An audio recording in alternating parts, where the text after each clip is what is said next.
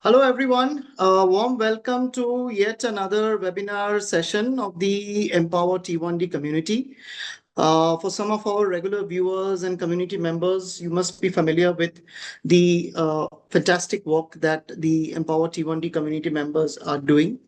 The whole vision is to bring individuals living with type 1 diabetes, advocates, doctors, educators, all on the same platform through various sessions, educations, networking sessions, so that we all get to understand each other and bring everybody on the same side of the table in tackling with the problems of the day-to-day problems of individuals living with type 1 diabetes. I'm Dr. Amit Kumar De. I'm one of the founders of the Empower T1D community. And today I also have with me Dr. Manisha Gupta, who is one of our co-founders. And we are doing some amazing work at Empower T1D. And I must congratulate Dr. Manisha for the fantastic newsletter that we had published in the last quarter. And to all of our readers and viewers, we're going to be coming up with another edition of the newsletter, possibly in the month of September this year.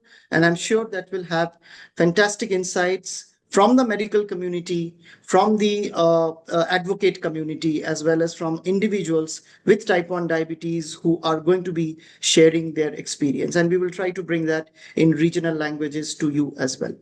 So today in the Empower T1D webinar session, we have two very dynamic young endocrinologists from our country, Dr. Siddharth and Dr. Saurav Uppal, and both of them are going to talk about some of the challenges and need gaps in T1D practice and also for individuals who are living with type 1 diabetes. So together we'll try to find a solution with both these dynamic speakers.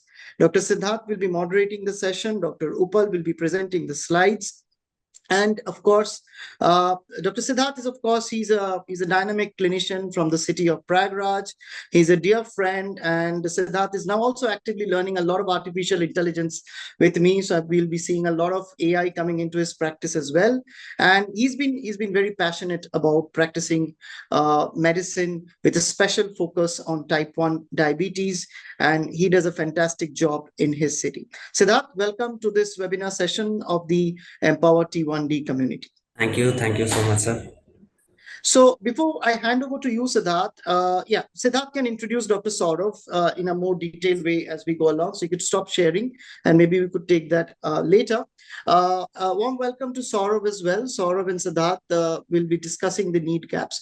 But before we start today's webinar, I would request Dr. Manisha Gupta to tell us about the upcoming tie-up meeting, which is going to be coming up in the month of December in the city of Kanpur. And we are all looking forward to that meeting, but it's going to be an academic extravaganza with a lot of clinical insights coming in and a lot of learnings for both individuals with type 1 diabetes, clinicians, physicians, diabetologists, endocrinologists. So Dr. Manisha can tell us about that. And best of luck, Siddharth and Uppal, for this meeting today, for this discussion. And we look forward to the enlightening discussions from you both.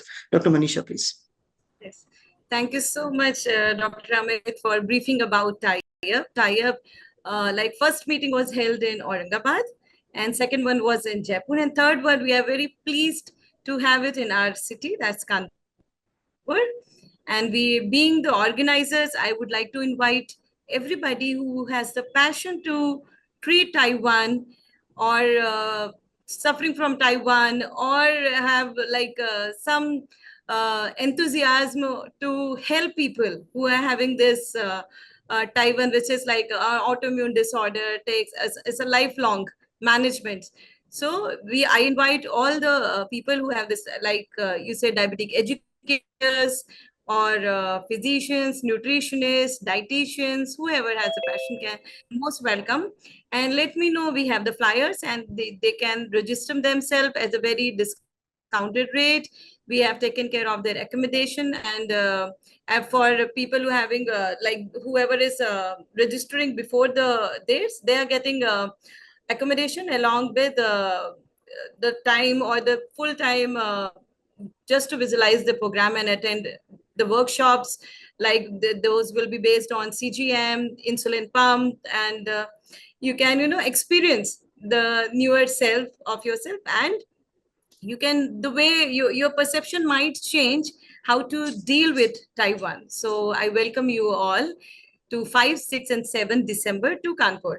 And now I request Dr. Siddharth to take the session ahead. Thank you so much.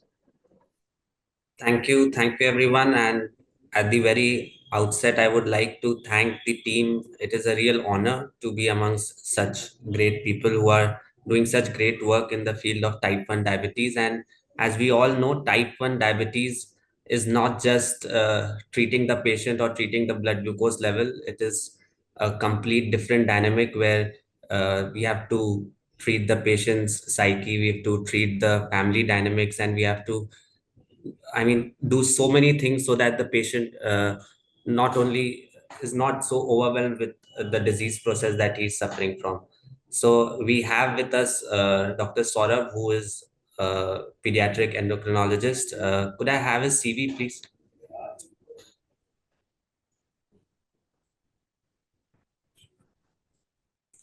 Yeah, so Dr. Saurav Uppal is with us, and he is a pediatric endocrinologist, and he is an ex-senior registrar in pediatrics at Manipal Hospital, and he's done his fellow in pediatric endocrinology at Manipal Advanced Children's Center.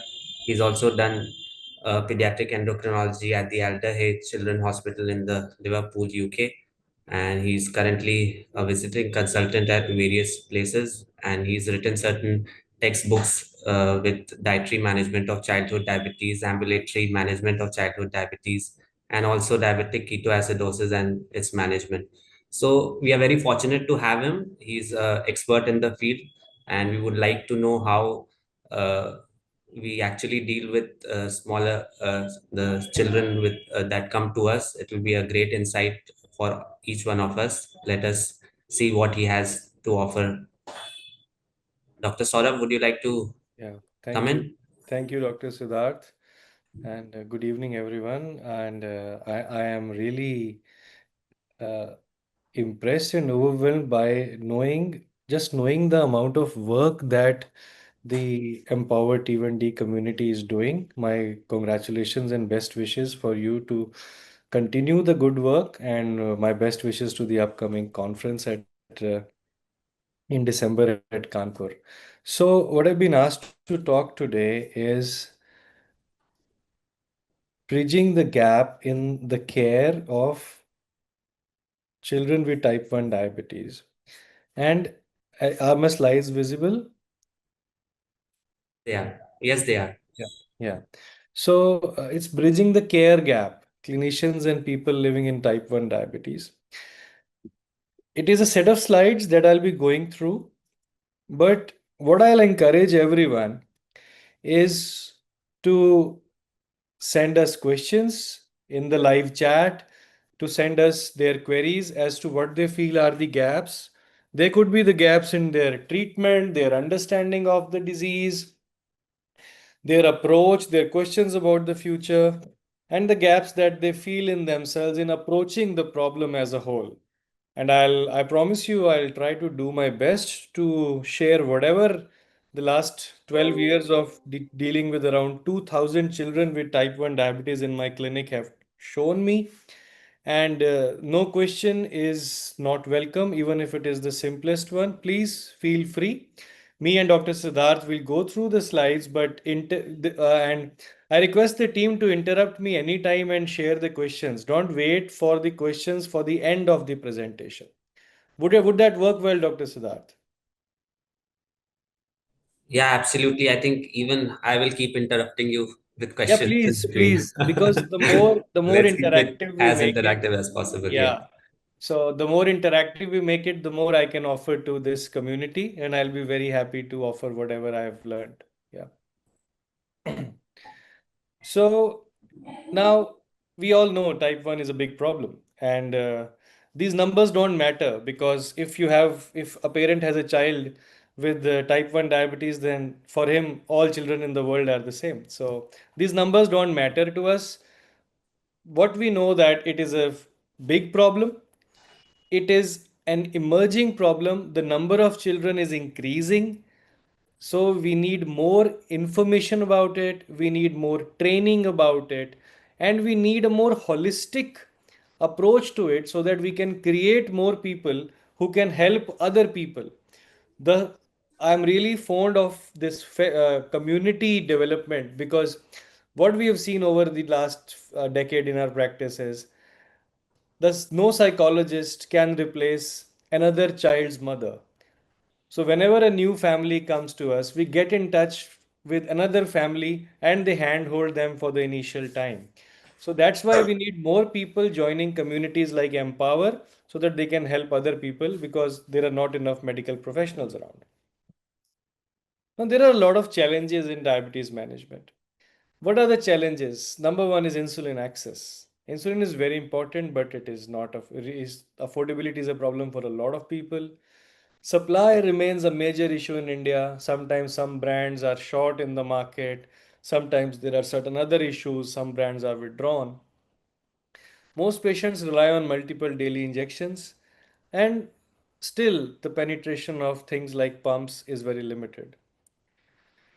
Glucose monitoring is a very difficult job. It is very easy for us as doctors to say दिन में 3 बार sugar check करना है, but it is actually a very difficult job picking your own kid, and it takes a big part of their life away. Supplies are limited. CGM use is still not all pervasive. Even if people are using CGM, they really don't understand what to make of the deluge of information that comes out of it. That is a big challenge in a lot of patients. And managing everything together, insulin, diet, and monitoring, and that fear of complications, that fear of integrating life's normal demands with the insulin, takes a lot of toll on these families. So, on an average, a person spends 18 years managing type 1 diabetes. So, if they have good access to technology, to devices, to knowledge, they can restore around 6.5 years out of these 18 years, that in a life of around 65 to 70 that is lost in just managing the diabetes. And it is a relentless process. It comes back to you, back at you every morning. And once you go to sleep, it doesn't go away. You wake up in the morning and it comes back to you. Now, despite advances, the gaps persist. So where we have enough data, like in the United States, about half of adults with diabetes, they still miss key targets. And this is a population which has the access to the best of insulins, to the best of CGMs. They can have pumps whenever they want. Still, half of them are missing targets. So it's actually not a device, not insulin, not supplies. It's actually more than that. Type 1 is a difficult problem to manage. Overall, if instead of a blanket approach, you have a person-centered diabetes support, it improves their A1C, it improves the quality of life satisfaction, and reduces diabetes distress. And patient satisfaction intuitively correlates with glucose control, treatment management, and therapy evaluation. Now, if there are gaps, they would worsen the outcomes. So, bridging these gaps is very, very important. And it's not only a doctor's job, it is also the family's job, the patient's job, the community's job. Because when you start bridging the gap, the outcome would improve, but any gap which exists would worsen care. Now, lack of patient awareness is a big gap, because learning about diabetes is important but not easy. Many times, as a doctor, when you talk to a family, you expect them to know something very basic and they don't know it. They are not at fault.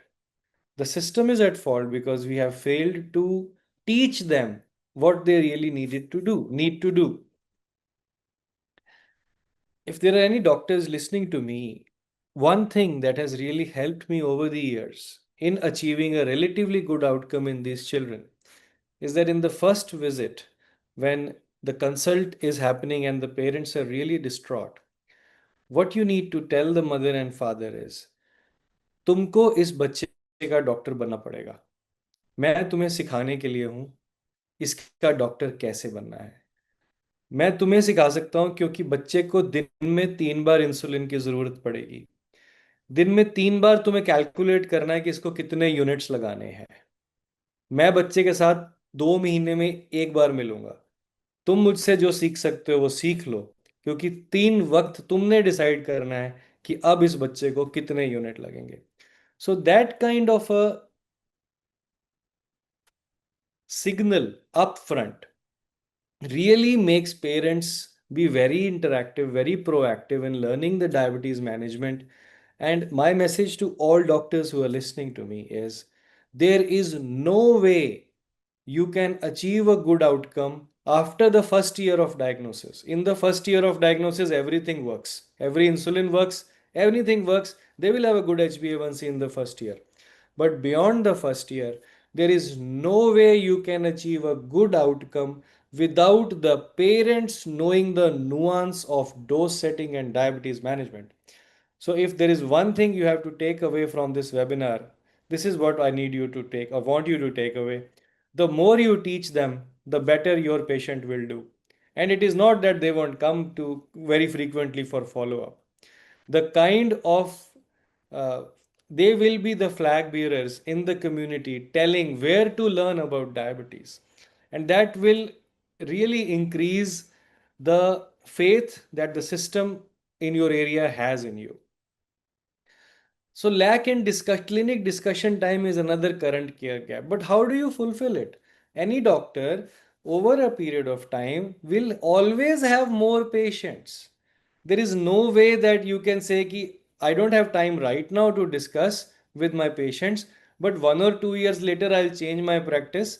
As you become more successful, as you spend more time in the community, the time will keep reducing. So, what you need to do is you need to teach the parents well. That's how your average consultation, that is 20 minutes initially, will come back to 2 to 5 minutes high value consult, because you're just going to tweak some levers and they know what to do next. So that is how you bridge these gaps. Then there is lack of counselors. Yes, most doctors are single point contacts. So the doctor is the physician, he's the dietitian, he's the psychologist, he is the educator, all in one.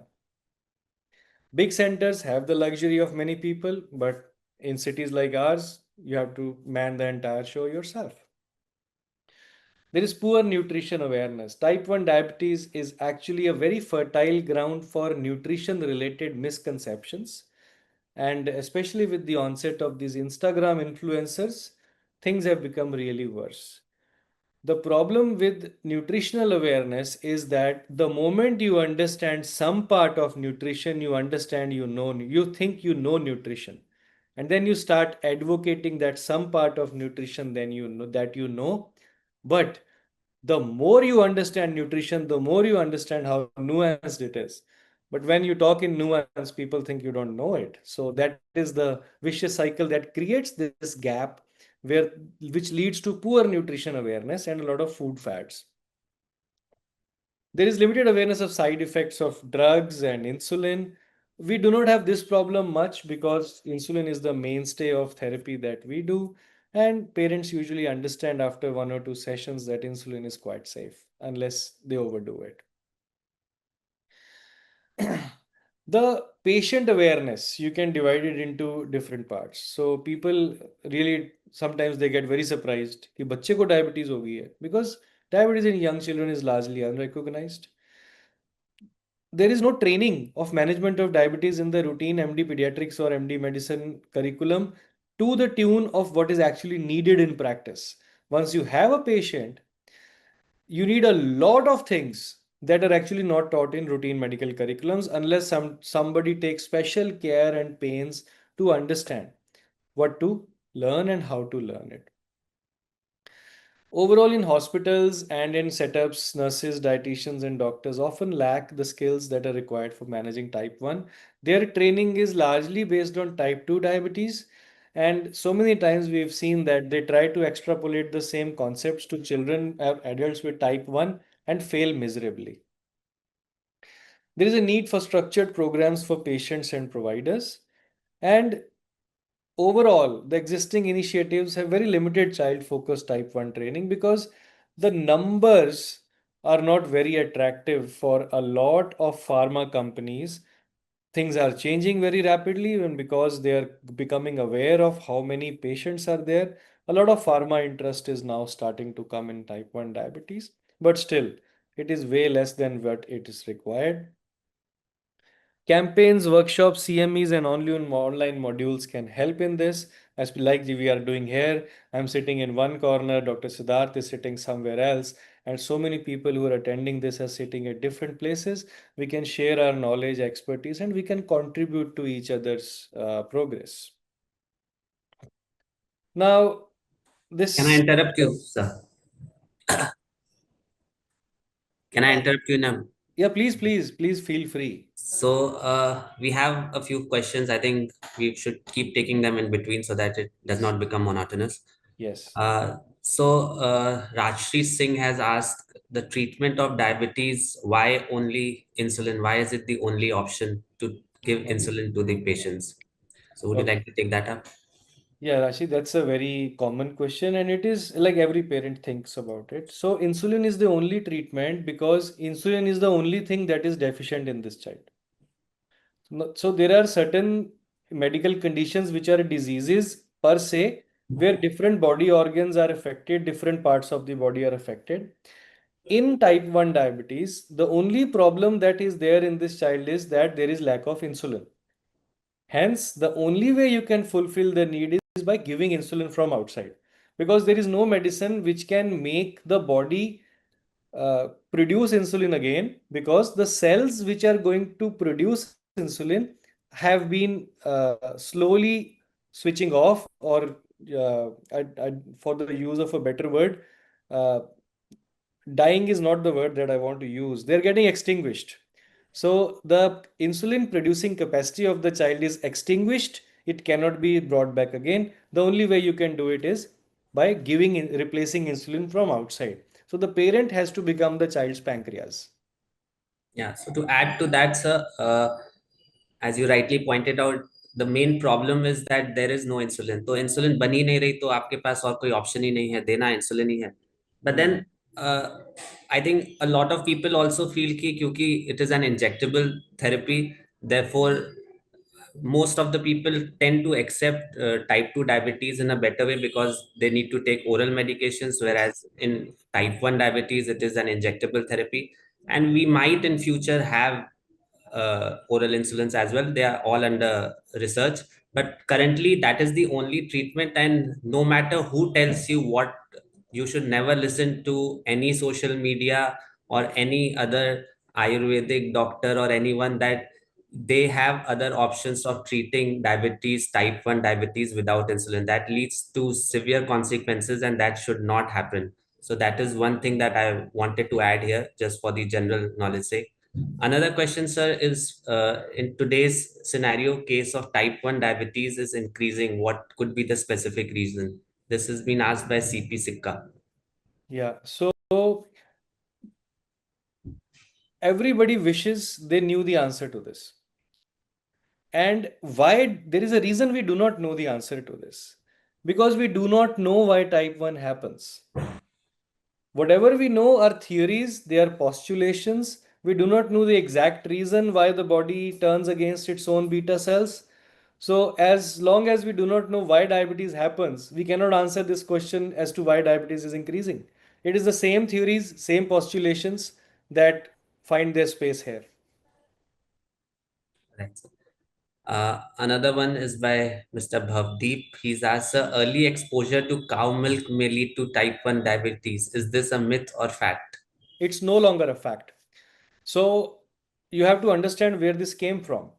So, this came from a study in the 90s in the Scandinavian countries, which led to many people to believe that it was the increased intake of cow's milk in these children and the increased incidence of diabetes in future.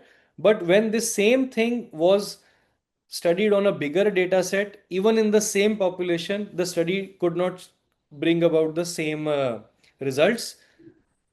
Then this was repeated in many parts of the world because it's such an important thing. Nowhere has this been proven, and now it is not even a postulation. So cow's milk intake does not increase the type 1 diabetes. It's settled now. And one last question that we still need to answer is how can we explain for different insulin action time so people can understand the gap between insulin injection and meal matters. Basically, I think Okay. Ms. Preeti Kumari wants to ask the time duration of various insulins and how long after taking an insulin should they take the meal. I think if I'm understanding correctly, she wants to know how to explain this gap to patients, right? And can we just have more clarification? He's writing gap between insulin injection and meal. Does it Yeah. matter? Yeah, it does matter. It does matter. So, which insulin, how much time it takes to act, and how longer it acts, this is easily available online. You can check as much as possible. So, why there is a gap? There is a gap because, in very simple language, I'll tell, even for people who are not doctors who are listening, you give insulin under the skin, but you need insulin near the area where food is being digested. So there is a area near the liver and gut where the liver system meets the digestive system. You need insulin there. It's called the portal circulation.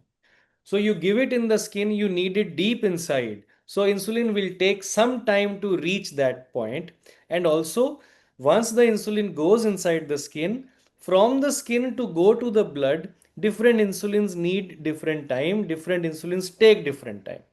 So that is why there is that gap in the injection and the food, and that is why the gap is different in different insulins. Right, so I think we should continue with the presentation and I'll then again Okay, ask fine. you other questions once we are through some slides. Yeah. So we've already discussed that there is a lack of time in the clinic with the doctor, and then there is a lack of counselors because there is a shortage of trained educators. Overall, the medical education is not as consistent and focusing on type 1 because it is not a fault of the counselor, it is that they have to learn so many things. And there are there is inequalities in different states. For example, I'm aware of very good programs in Kerala, and I'm aware of very unfortunately bad programs in certain parts of the country. So it is a big state by state difference also. People are really not very aware about nutrition because children and families often perceive some high fat, low carb foods as good, and so on and so forth. So overall saying, people are not really as aware about nutrition as they should be, and they should ask more questions to their healthcare providers, to their dietitians, so that they become more aware. Overall, as a population, our intake of fruit, vegetables, whole grain fiber, and other good foods is consistently below the guidelines, whereas we eat carbohydrates and sometimes saturated fat above the guidelines. And education alone is insufficient. Knowledge about healthy eating does not guarantee behavior change. Behavioral and motivational strategies involve both children and parents, which are needed to improve. And then there is limited awareness of side effects. Many patients have poor knowledge about self-care and medication adherence. They are concerned, ये insulin शुरू कर दिया है हमने, अब ये हमारे साथ पक्का लग जाएगी, हमारी बॉडी को आदत पड़ जाएगी और इससे कुछ और नुकसान होंगे. So that insulin fear is there in many of them. So a lot of education and enforcement is required. Then there are negative beliefs about medications and side effects. Then they, a lot of times, they not trust the medical care system enough, and their communities may not have great experiences in healthcare setups, so they are not very positive when they visit their doctors. And also following the advice, because many times they reach the right doctor, they get the right advice, but the community around them, because of its own limited awareness, dissuades them from following that advice, which creates a big gap. Now, how do you solve it? You need to solve it with a partnership model. One has to understand that the person sitting on the left side of a doctor's table, which is a child, is the most important person. And it is the combined responsibility of the doctor, the family, as well as the child beyond a certain age to participate in the care of the child. A doctor provides medical expertise and treatment plan and monitoring. A patient's contribution is sticking to therapy, self monitoring, and listening to the doctor and the parents.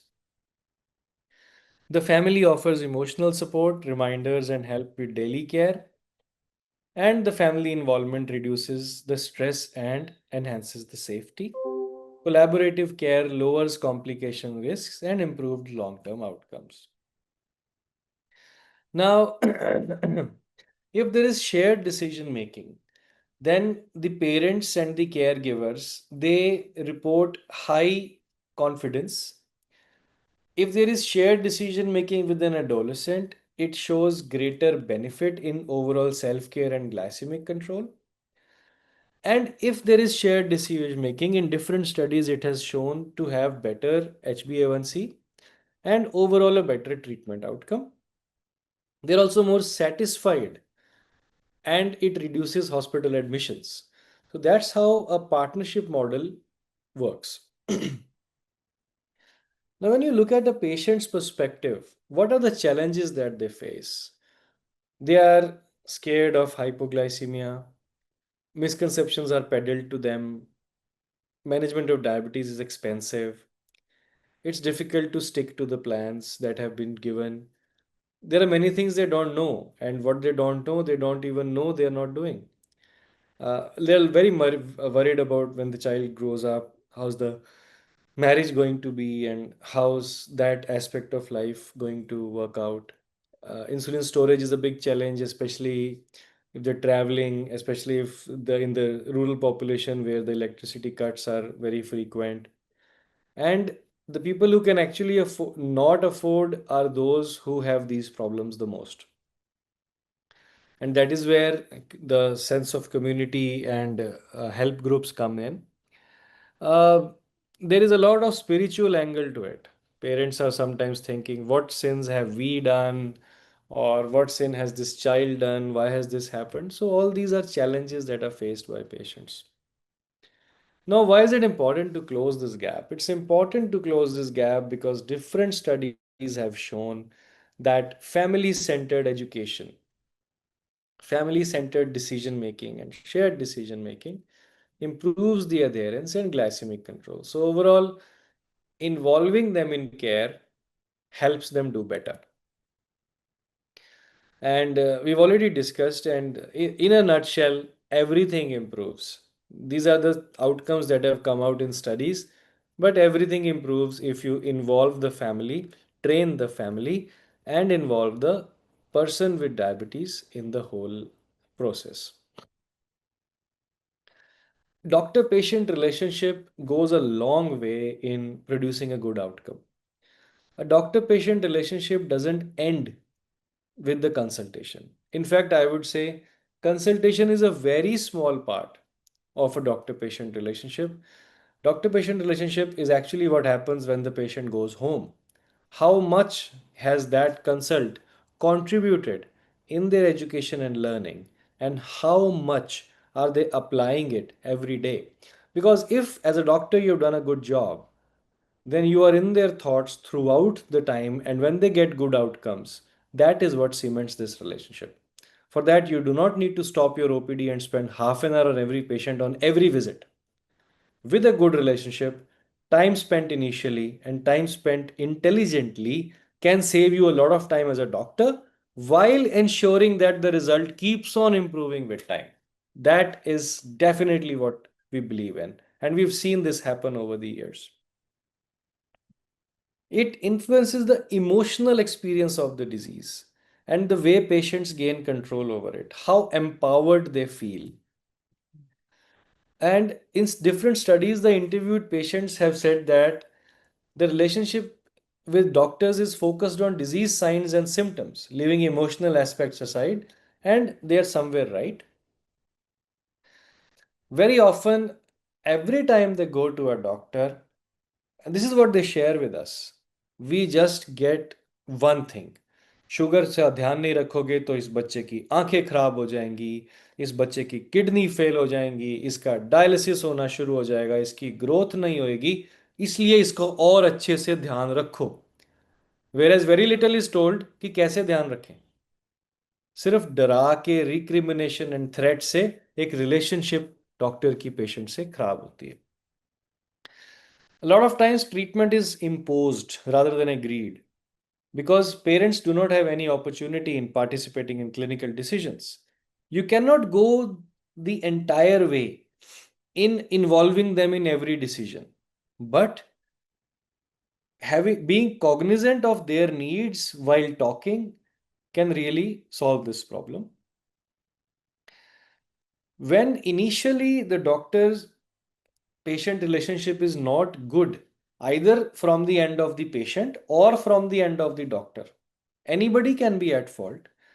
The problem that happens is patients they develop their own funny strategies to manage the disorder. It is fueled by some WhatsApp groups where there are some other patients groups, some other parents in a similar situation who did not develop a good relationship, but they developed their own strategy that works for their child for some time, and that strategy circulates amongst others. And a lot of gullible parents do not realize that every child is different. It may work for them, it may not work from themselves. So that is a danger, that they will develop their own way of managing diabetes, and it is very difficult to unlearn once you have learned something very well. Now, overall, as a doctor, talking to other doctors, I would say that as a doctor, your objectives should be clear. Your communication should be very clear. It should be a partnership decision. There has to be a mutual respect. I'm not saying that if the family is not respecting, then it has to go the same way. Even all the patients who are listening to me, all the families who are listening to me, we have to be very balanced because respect is mutual. You will get the maximum from your doctor. I can assure you, you will get the maximum from your doctor if you have a mutually respect relationship, and that doctor will be very happy to help you in that regard. Then there has to be a supportive care. So overall, this has shown significant positive effect sizes, and there are challenges, but still, overall, if all parties take care of this, the important relationship can be fostered. Another important gap is in adolescents because adolescents with type 1 diabetes are actually a completely different scenario. Their psychology has changed from when they were adults, and we are people who see them from when they were 5 year olds and to when they are 15-year olds. The way they change, the way their thought processes change, they have more family conflict, they have more emotional distress, and it is very important to be very careful with your words when talking in presence of an adolescent and involving that adolescent as the primary person in communication while keeping the parents in the loop. Now, when you deal with a child with diabetes, primary person to be talking to is the parent with the child in the loop. But when you're dealing with an adolescent, the primary person to be talked is the adolescent with the family in the loop. It will not work all the times, but without this, nothing is going to work. Overall, family has to be counseled because the child is also in a distress, that because family cohesion and emotional expression are critical. In this group, targeted family-based interventions are highly recommended. Now, there are methods wherein in different studies they have used different ways to identify self-management barriers in different families. Overall, my experience tells me that you cannot differentiate. Some degree of this challenge, these challenges are present in all families. They all need some help with either understanding or organizing care, pain, denial, interactions, family interactions, and peer interactions. But overall, if you take pains, you have a psychology team to find out what the actual problem is, then targeting it can really improve HbA1c, can improve glycemic control, and it can improve the quality of life. How do we close the gap? There has been studies on psychoeducational and psychotherapeutic interventions in patients And they have shown good reports. They have reduced diabetes associated stress, increased acceptance of the disease initially, enhanced psychological flexibility, and decreased psychological inflexibility, and overall a positive treatment satisfaction. In different studies, the most important topics to be used educating a family to reduce the disease burden are what to do in hypo or hyperglycemia, about blood glucose monitoring, symptoms of hypo or hyper, and adjustment of insulin. And then other topics are also important, but these are the most important ones. And I feel nutrition is the most important topic to discuss because diabetes always starts with a D and then comes I.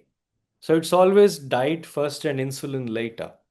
If you focus all your energy on insulin and blood sugar and insulin dose, you miss the forest for the trees because it is the diet which is going to uh, determine which patient is better controlled and which is not better controlled.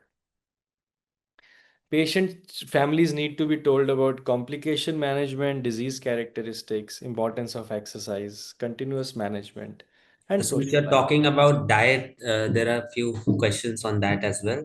Yeah, Mr. please. Sachin wanted to discuss about the insulin to carb ratio and Hmm. with special context to the Indian diet. You'll have to give me a 2 hour presentation to answer that question. Right. Yeah, Uh, but y- uh, if I'll tell it in a very simple way because this is a word which scares many people. It is a very simple word. So how I will explain the insulin carb ratio. So every child needs a different amount of insulin for the same food. So how much insulin is required for how much food? This is what is the insulin carb ratio. Why it is called the insulin carb ratio is because carbohydrate increases the sugar maximum, and you have to, if you can balance the carbohydrate amount only with the insulin, most of your job is done. So ICR is insulin carb ratio. One word about the Indian context. It's actually easier in the Indian context because most of the meals are carbs. 60% is carbs.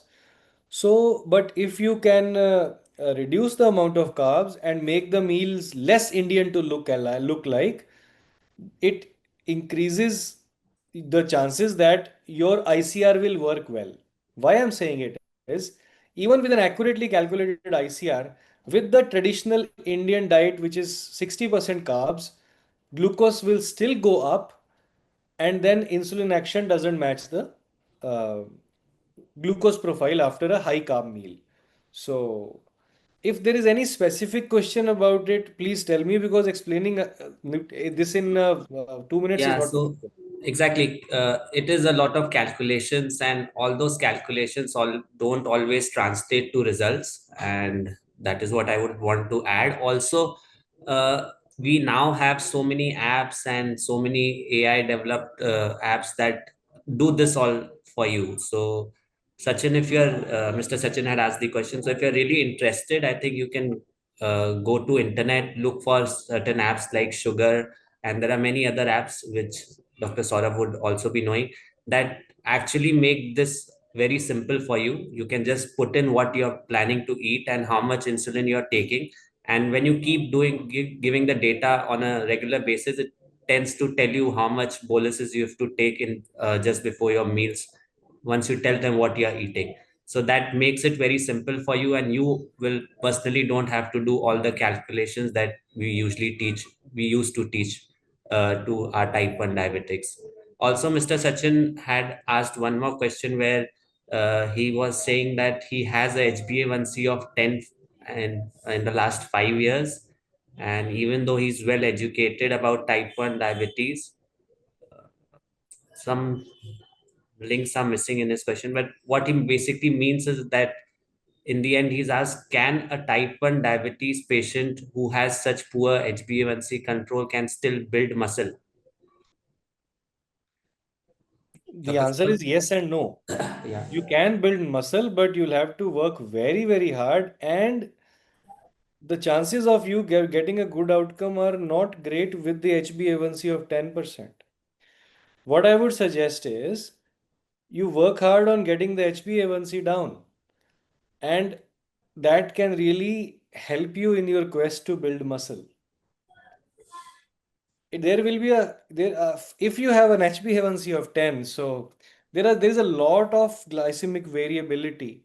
Once you start doing strength training and exercise, it might cause some problem for you. So I think you should first focus on getting your HbA1c down. It Exactly. is doable. It is doable. Yeah, we don't want to really, as sir was saying, don't want to scare you, but HbA1c of 10 for last 5 years is not good control of sugar. And ultimately, until and unless you don't get that down to around 7, 7.5, it can lead to a lot of problems. And there are a lot of things that need to be done with you. And you can reach out to one of the USP people also, and we could help you do that.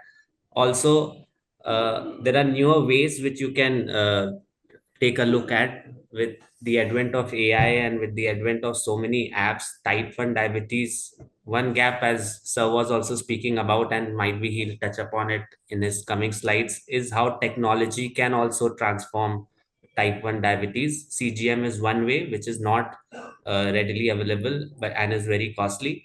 But then there are other ways as well that can now help you better control your blood sugars, and we need to get your HbA1c to around 7%. Let's move ahead. So diet related education is very important, as I was emphasizing. So, and the nutritional guidance has to be customized based on the patient's lifestyle preferences and capabilities. For example, Sachin wants to build muscle.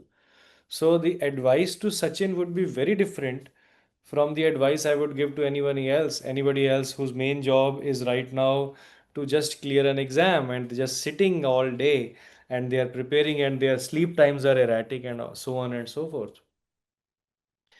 One has to be knowledgeable about all methods, nutritional and technological, as Dr. Siddharth was saying, to improve postprandial blood glucose. To recognize that carb counting is essential but can be mentally taxing for patients. So, helping, as Dr. Siddharth was mentioning, about some apps and technology which have the most user friendly carb counting tools or methods suitable for them. A lot of people, once they learn a bit of carb counting, want to be perfect in it. My message to them is, now it is scientifically proven, and we have studies to back it, that you do not need to be accurate with your carb counting to have a good HbA1c. You just have to be consistent. That means you may be counting the carbs wrong, but if you're counting them wrong, make the same mistake over and over again. Your blood glucose levels and your insulin will balance out. But if you do some mistake on one day and some other mistake on the other day, that is a problem. We need to emphasize balanced meals to improve glycemic control and reduce cardiovascular disease risk. Why? A lot of excitement about keto and a lot of excitement about certain other paleo diets and all those things have been coming over the years. There was this fruit only diet that came into fad. All this, they have their own cup of woes. The only solution is to have a balanced diet and be intelligent about it. Always find a middle ground between the strict diets of the past and today's more flexible but sometimes unhealthy eating patterns. Overall, these calculations are very difficult to apply for patients. They are for theoretical needs more than anything. What percentage of your food should be carbs, proteins, fat, and fiber? Overall, just remember, if any parents are listening, the child's plate should have everything. It should have carbs, it should have protein, it should have fat, it should have fiber. And nothing should occupy significantly more space than the other things. Everything should be in balance, and calculate your insulin as per the carbohydrate portion, and the things would go well.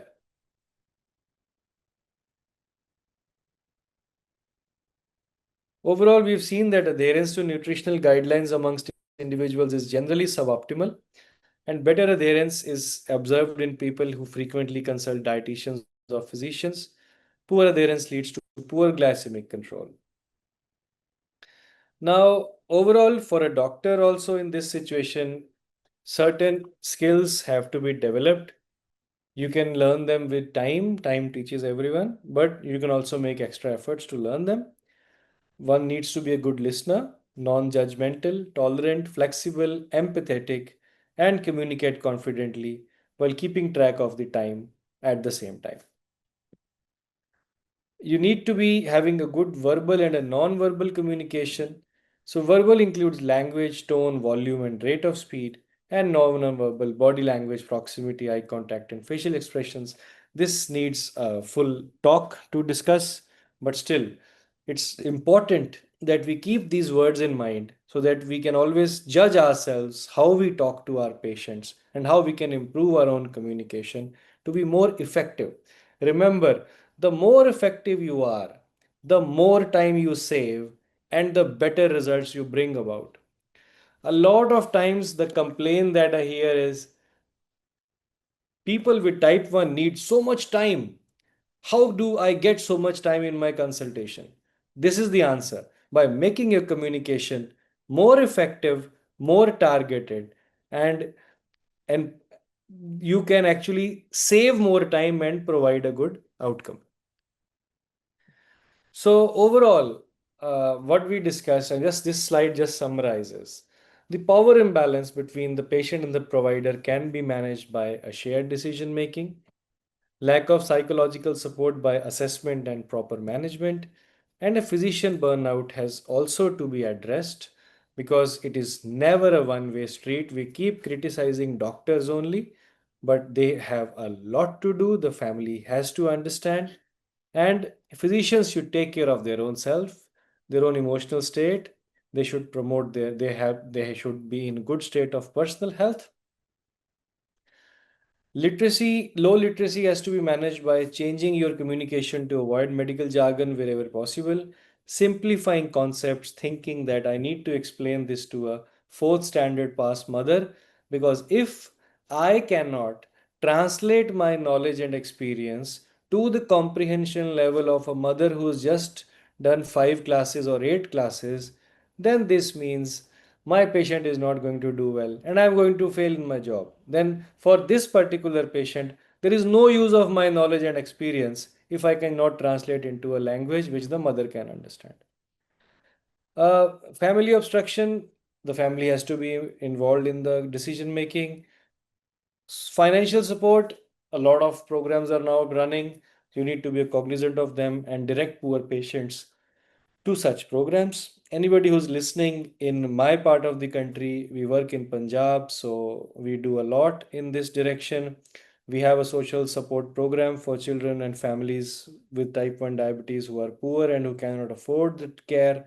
And we have adopted close to 55 to 60 children now, where we provide them with insulin strips and all that. So, anybody in Punjab can reach out to our team. The USV people can help in reaching out to us. Appropriate expertise referral can overcome the problem of lack of medical knowledge in a lot of children.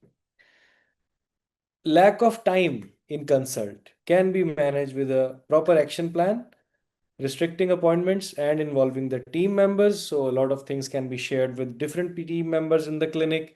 Your job is to use your brain and to tell this patient what this patient needs and direct the patient to the appropriate person who will give them what they need at that time. And when the patient comes back, and you just soundboard with them whether they've understood it well or not, and that's how it should work. So documentation is important. Patients should be encouraged to keep their records, bring them in a proper manner so that the doctor doesn't waste time in putting their reports in order of the dates, but reads them and gives them the good advice. Technology is coming big time in type 1 diabetes, and we hope with the time a lot of work can be done easily, but still communication will be the mainstay, because that's how proper care can be brought about. So overall, you can bridging the care gap requires collaboration and empathy. Clinician and patients are partners and not opponents. Have faith in each other, and you'll get a good outcome. Always, everybody can gain by investing in communication, education, and support. So I'll be very happy to take any more questions, Dr. Siddharth. Thank you, Dr. Saurabh. That was a very comprehensive talk, and I think in an hour's time, you've tried covering every possible aspect of the gap, but the gap is very huge, and I don't think it can ever be covered up in 1 hour. But you've done a great job by at least summarizing all points today. I don't see any other questions in the chat board. The USP people can guide us if there are any other questions, or we can then summarize the session today. Anyone there from the USV team? Yeah, sir. So we do not see questions right now in the chat box. Right. So Um, as we were discussing today, that the gap is huge, and it is not the real bridge between clinicians and people living with type 1 diabetes is just not medicine, as sir told us today. It is the trust, the empathy, and also the collaboration between a lot of us, not just the doctors, the educators, the family. Everyone needs to collaborate, and then only can we achieve what we've set out to achieve. And this is a good initiative that USP has taken up. And together, as doctors, caregivers, and organizations, and most importantly, the people that are living with type 1 diabetes, can make diabetes care more inclusive and empowering. And on that note, I'd like to thank the teams at Empower One and the tie-up and leading this important initiative, and to all of you for being part of this conversation. I'd thank Dr. Saurabh for taking time out from his busy schedule and enlightening us on this topic. And let's continue to work together to close the care gap, and also ensure that no child, no family, and no individual feels alone in this journey. And the future is not at all grim, it is very, very bright. And we have newer things coming up, and hopefully it will all become much better and much easier to manage. Thank you. Any Thank you, closing everyone. comments from you, Dr. Saurabh? Thank you, everyone. It was a pleasure being here and answering very practical questions. And my best wishes to everyone working in this field, as well as all parents who are caring for their children. So I hope we all can achieve a good future for these children. Thank you. Right. Thank you. So good night, everyone, Good night. and take care. Yeah.